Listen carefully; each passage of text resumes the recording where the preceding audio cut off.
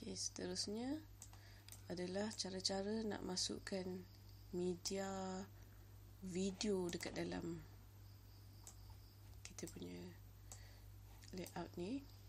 Okay, kita dah ada dah dia punya segmen row kita yang lain. Okay, kita tengok contohnya kita nak masukkan video kita dekat antara ni. Kita kalau kita nak masukkan video kita penuh, macam biasa kita tukar ni jadi 12. Okay, kalau contohnya sekarang ni saya nak masukkan video ni dekat dalam ni. Okay, kita kena cari widget. Kita kena buka widget, klik widget, nampak tak ikon video. Macam biasa kita just kita drag. Okay, kadang-kadang bila kita drag dia tak masuk macam ni kan. Okay, delete. Okay, kita luaskan sikit. Okay, kita cuba masukkan sekali lagi video. Okay, bila kita drag, okay, dia dah masuk video macam ni.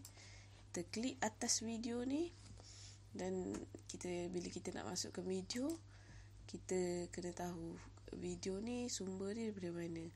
Adakah video kita sendiri ataupun video daripada YouTube ke, Vimeo ke, atau Dailymotion ke.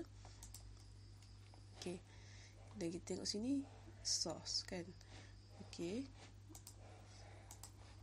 bila kalau contohnya kita nak masukkan video tu daripada YouTube, kita kena cari daripada YouTube.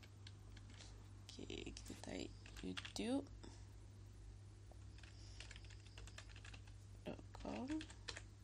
Okay, kita enter, masuk dalam YouTube. Contohnya saya nak masukkan video daripada Video Essential ya.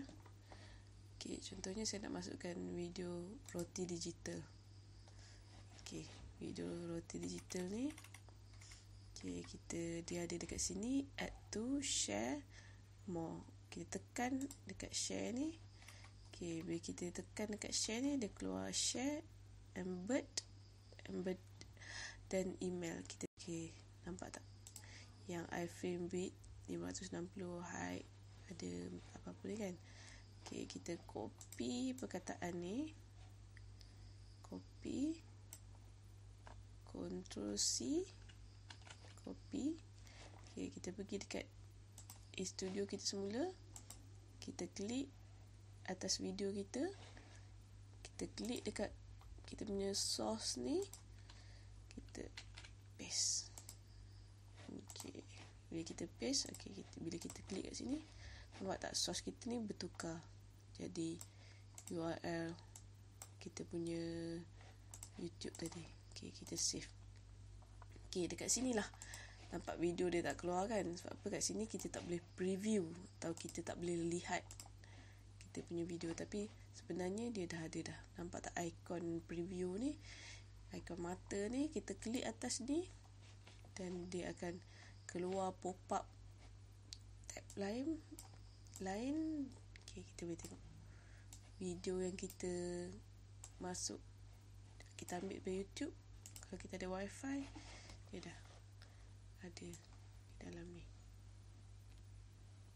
Okay, tengok.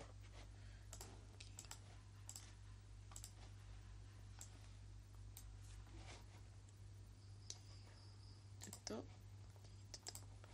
Okay, seperti biasa, siap kerja, save.